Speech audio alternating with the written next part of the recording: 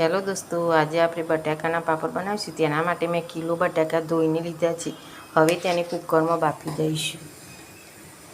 આ રીતના બધા બટાકા કુકરમાં મૂકી અને તેની 2 થી 3 સીટી વગાડી દેવાની। બટાકા સરસ બફાઈ ગયા છે। હવે તેને થોડી વાર ઠંડા થવા દઈશું। આ રીતના બટાકાની છાલ કાઢી લેવાની। બધા બટાકાની છીણીની મદદથી ઝીણા કરી લઈશું। આ રીતના બટાકાની બધા છીણીની મદદથી ઝીણા તેની અંદર થોડું જીરું ઉમેરીશું, થોડા લીલા ધાણા, લીલું મરચું વાટી હતું તે પણ અંદર ઉમેરીશું, ફરાળીમાં ખવાય તેવું મીઠું ઉમેરીશું। બધું સરસ મિક્સ કરી લઈશું।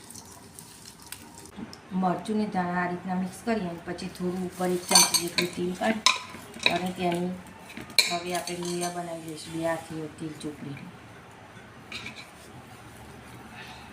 આ રીતના બધા લોયા બનાવી દેવાના।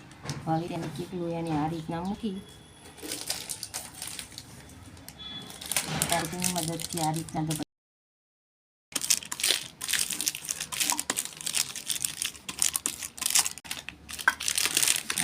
પાપડ પાડી લેવાના।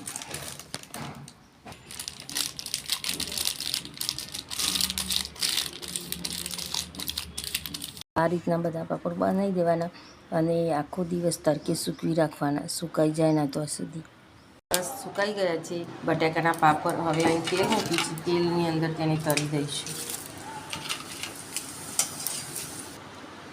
આ રીતના બધા તળી લેવાના। તો બહુ સરસ લાગે છે, તમે કોઈ વાર કરી જોજો બટાકાના પાપડ।